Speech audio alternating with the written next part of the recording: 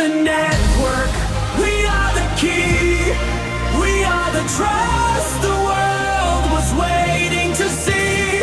Identity rises, authentic and free. Welcome to the world of ENTIFY. Hi there, and welcome back to Founders Journal. My name is Toby and I'm the founder of ENTIFY, and this is really an incredible project. This is the world's first and only possible digital identity firewall, a protection for your digital identity. And today I want to try and explain to you one of the things we can do with this, which is have the world's first truly private bank account. And I mean anonymous bank account. The bank does not know who you are, so it cannot close your account. It cannot financially profile you. It cannot monitor your transactions. It cannot seize your assets. It cannot do anything to you. It cannot. It does not even know what you have in your account. But you still have a genuine bank account with the bank. You see, what we've got now is we have a bank account, and the bank must know your name and address. So you have a banking app, and you use that to go around buying things. And you can have crypto. You can have a sort of private crypto wallet, but if you want to buy and sell crypto, you still must have a bank account. So really what we've got is a bank account with a crypto wallet inside it. Now, what we are doing is flipping the script around. Now, what we have is a private crypto wallet, and inside that is a bank account. It's the other way round. Now, of course, the bank won't understand that. When I say it like that, they won't accept it. But yes, they will, because we've got the structure and the technology to make this work. Now, this will only work with three main technologies or three main partners. See, first of all, we need the underlying cryptographic technology, this hardware-software cryptographic link that allows us to create our identity vault. And that basic technology was invented by Nicholas of BChat networks. So without that, it can't work. Now, secondly, we need a blockchain. So we need a method to keep track of all the transactions privately. And so for that, we need Solana. So Solana is one of the biggest blockchains, and technologically speaking, it will work for us. It's fast enough, powerful enough, and accepted enough in the world to work. So that's another partnership. Now, I'd like to actually have official partnership with Solana, which I'm working up towards. Because if they support us, get on board with us, we'll go global very fast. But we have to use them regardless. And then thirdly, we need the correct legal, lawful structure. Because once you deal with finance and identity and the bank, it must be legal. They must accept it. The government must accept it. Everything must be there for full regulation compliance. Otherwise, it won't work. And in order to have that, we need the correct lawful legal structure. So for that, we need the sovereign project. So that's the third partner that we need to make this work. We need their expertise, and the sovereign project, Sovereign Pete, the founder. So we need his expertise and partnership also to make this work. But more than that, we also need my good friend Hugman and team member. So he is again part of the sovereign project. I include him in this. But he's both technological, he's a technology expert and a legal expert. So he's created the freedom movement in Sweden called the Living Nation. So we need his expertise, and he's the one that had the basic idea of how this could work.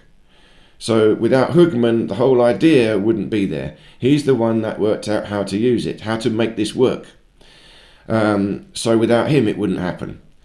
So it's his invention.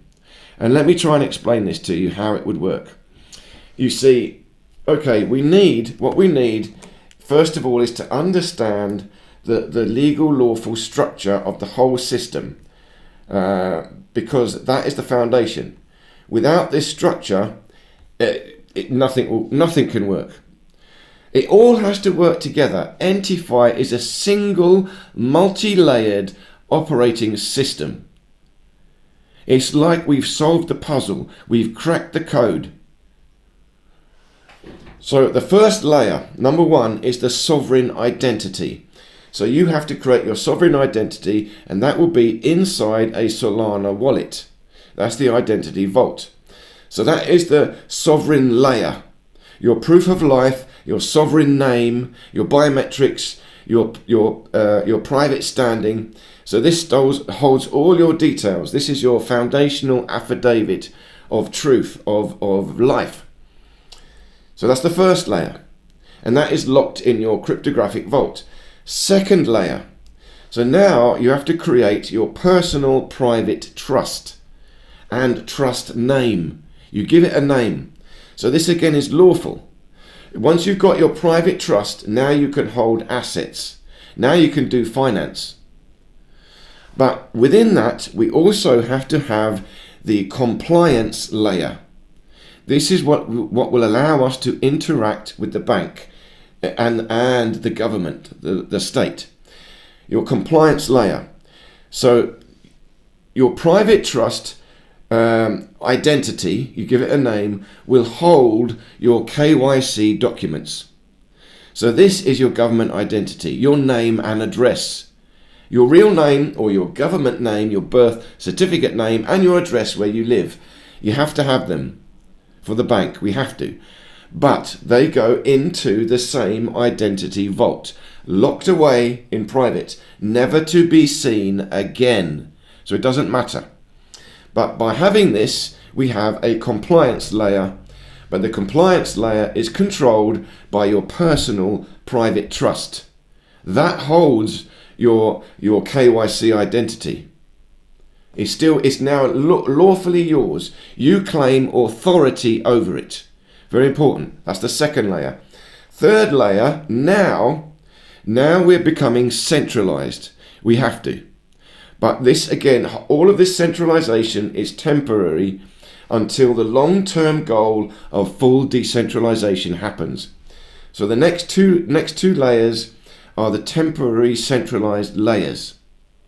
So the third layer is the allodial reserve private administration trust. This is a single entity organization, but in private. This is the lawful layer. This is a lawful private trust organization, and it is designed to administer for all of our individual private trusts. So this validates and protects ownership. We need this structure to help us prove our identity and help us prove that yes, we really own our assets in law. We have to have this. It verifies our standing in law. It manages the entity-tagged assets, our real assets, and acts as trustee for personal private trust names. So it still doesn't really know who we are. This is all done through the blockchain.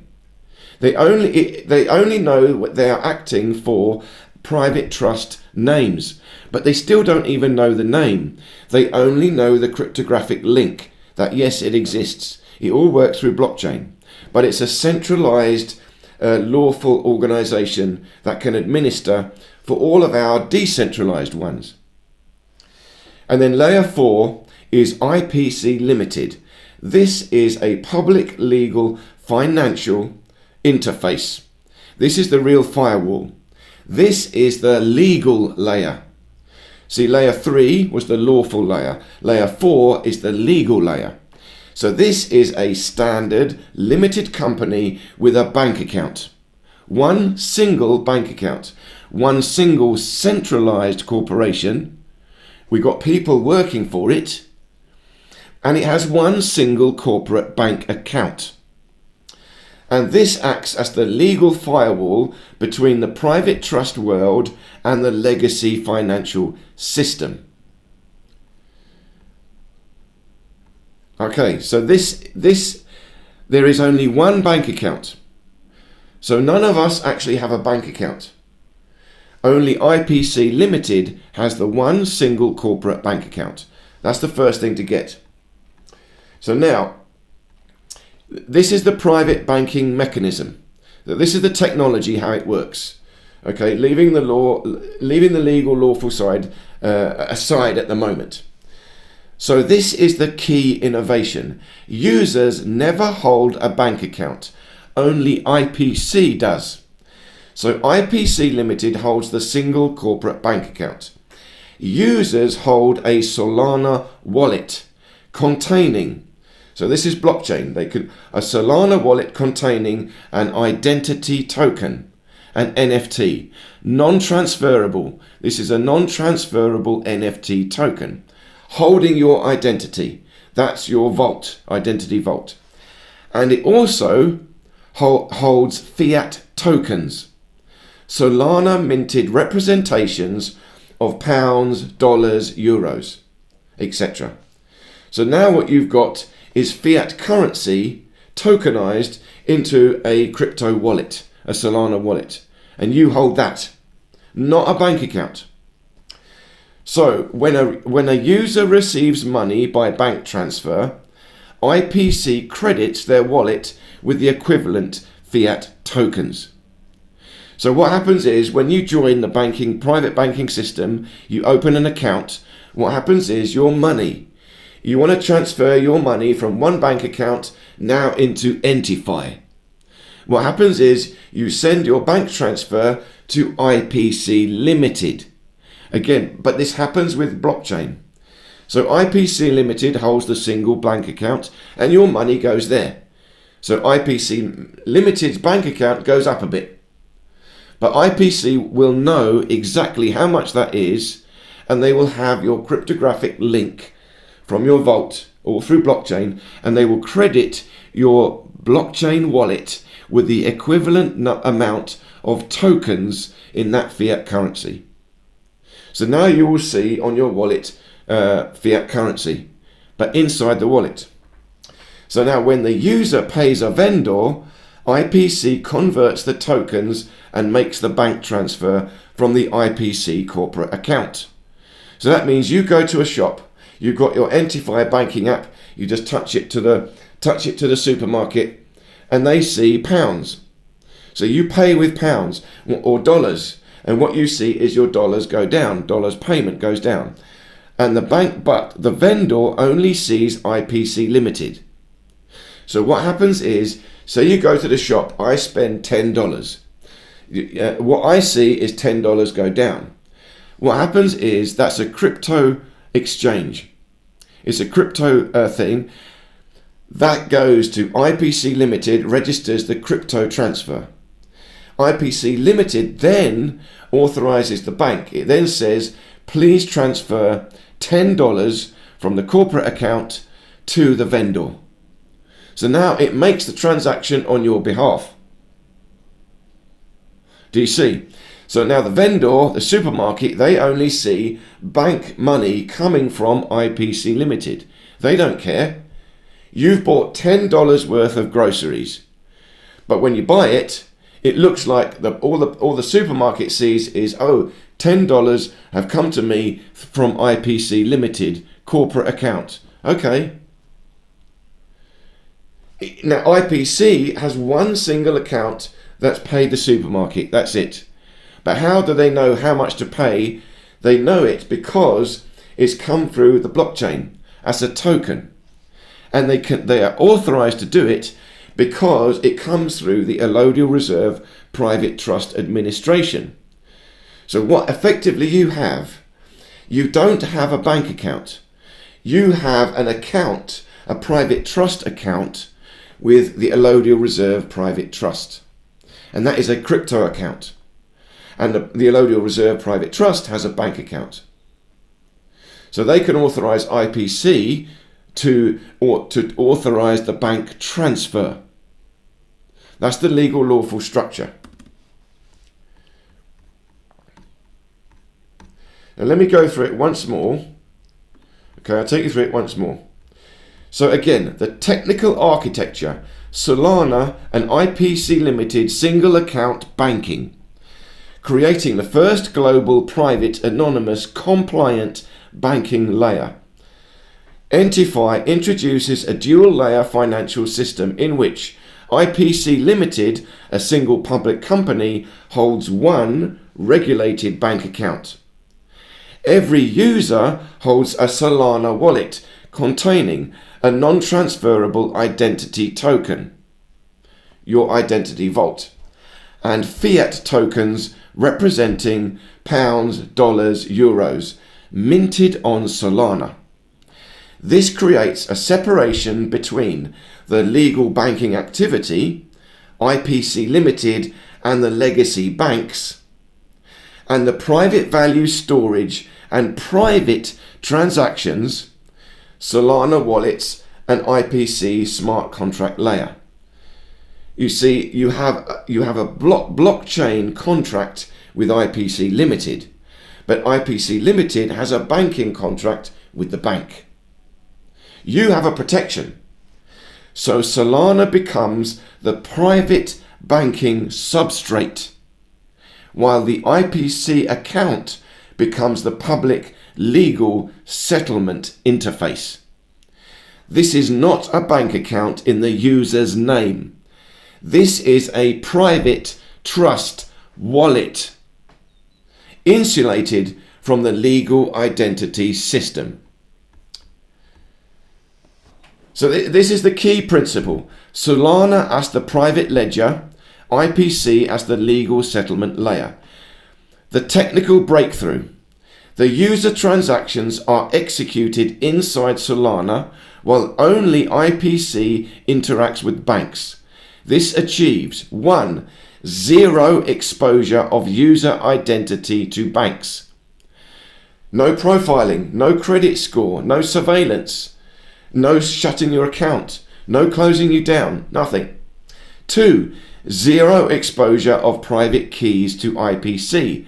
IPC still does not know you, does not know your name, does not even know your private trust name. Nothing. Total anonymity. It's all done on the blockchain. 3. Fully auditable, compliant fiat conversions without KYC leakage. IPC Limited can be fully regulated, fully audited, fully open sourced. Everyone can look at it. It has no information about anything. All done on the blockchain. And we don't know who the users are, but they are all fully authenticated because of the private identity vault, and fully lawful because of the private trust name, and fully authorized because of the allodial reserve administration trust. At number 4, it has instant settlement speeds via Solana's high performance runtime. It means this will actually work in reality. You can just have a banking app, your ENTIFY private banking app. Now you've got crypto, now you've got fiat, now you've got precious metals, gold, because the ENT token will be there, and that is just gold, real gold.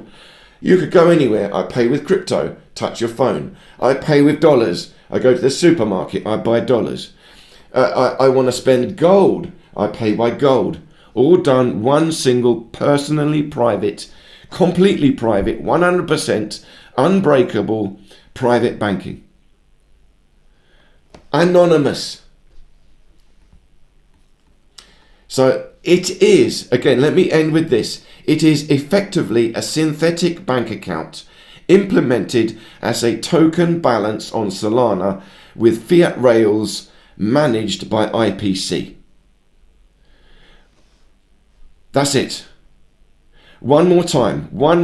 You go to the shop, you pay $10, but you are just spending tokens. The shop does not see your tokens. The shop cannot recognize your tokens. But when do you spend your tokens at the shop? Those tokens don't go to the shop, no. Those tokens go to IPC Limited. They register the exchange of tokens. They see, you spent $10 of our IPC tokens representing dollars. Oh, okay. Then IPC IPC authorizes the bank to transfer $10 to the vendor, to the supermarket. So the supermarket gets $10 from IPC Limited. And IPC, that's it, done. Now, if you want to put money into IPC Limited, you can convert crypto, you can convert gold, or you can transfer money from another bank account into your wallet, private trust wallet. But if you transfer money from another bank account, or someone wants to send you money, it does not go to you. That money goes to IPC Limited bank account. But IPC Limited knows your cryptographic link. So it knows, oh, $10 has come from another account into our corporate account. Where does it come from? It's linked to the cryptographic identity of this private trust name. Okay, so then they credit you with $10 of tokens into your private trust wallet. We flipped it around. You don't have a bank account with crypto, no. You have a crypto account with fiat inside it. Truly, the world's first and only possible fully compliant private banking system. I hope this made sense. I've spent all morning trying to do this video. I've spent hours doing it over and over and over. I've got to explain it properly once and for all. So I hope I've done the job. Please do let me know any questions, comments or suggestions, and I look forward to seeing you in the next episode of Founders Journal. We are the network. We are the key.